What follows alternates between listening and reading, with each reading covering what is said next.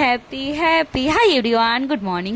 আজ হচ্ছে রবিবার, আর তার সাথে হ্যাপি হ্যাপি বলার কারণটা কিছুদিন ধরে জ্বালা পোড়া গরম থেকে মুক্তি পাওয়ার এই শান্তিতে হ্যাপি হ্যাপি মুড হয়ে আছে। তার সাথে আছে রবিবার, আর আকাশের ওয়েদারটা এতটাই সুন্দর, না বৃষ্টি আর না রোদ, একদম ভরা মেঘ নিয়ে একদম আকাশটা ঠান্ডা হয়ে রয়েছে।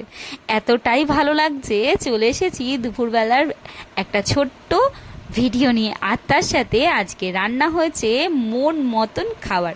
কি কি রান্না হয়েছে চলো তোমাদের বলি।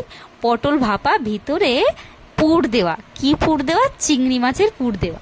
আর এই রেসিপিটা যদি জানতে চাও অবশ্যই কমেন্টে করো, নেক্সট ভিডিওতে তোমাদের অবশ্যই জানাবো।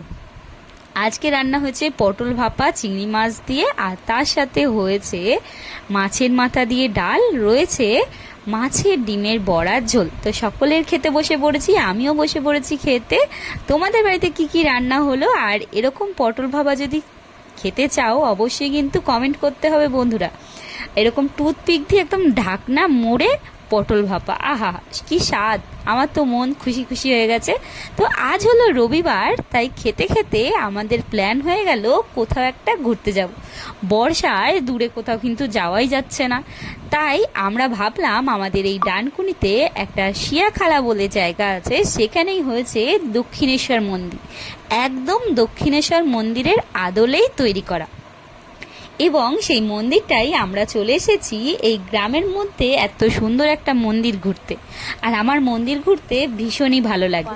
ভাবলাম আমি যখন দেখছি তোমাদের সাথেও সেই মন্দিরটা তোমাদের শেয়ার করা যাক। চলে এসেছি মা ভবতারিণী মন্দিরে। মায়ের কি রূপ, আর অসাধারণ মন্দির। দুপাশেই রয়েছে মায়ের, মাঝখানে রয়েছে মা, আর দুই গেটের ধারে রয়েছে সারদা মায়ের মূর্তি এবং রামকৃষ্ণ দেবের মূর্তি।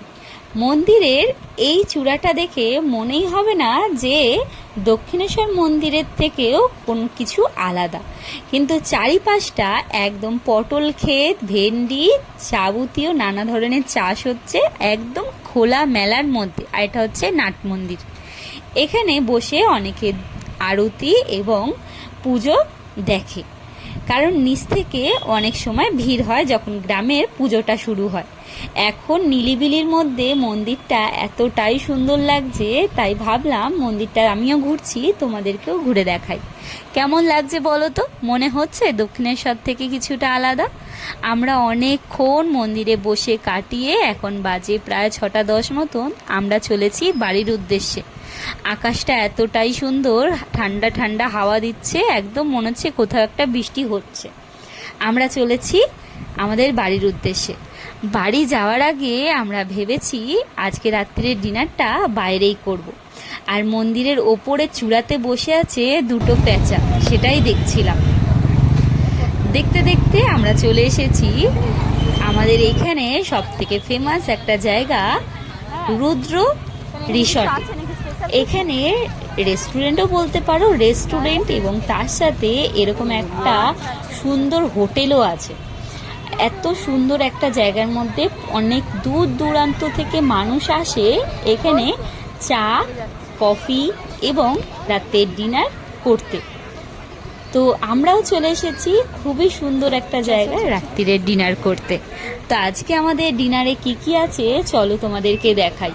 প্রথমে ঢুকতেই একটা সাঁকো মতন পড়বে, এই সাঁকোটা পার করলেই অনেক ছোট ছোট তোমরা এরকম বাঁশের ছোট্ট ছোট্ট বসার জায়গা পেয়ে যাবে।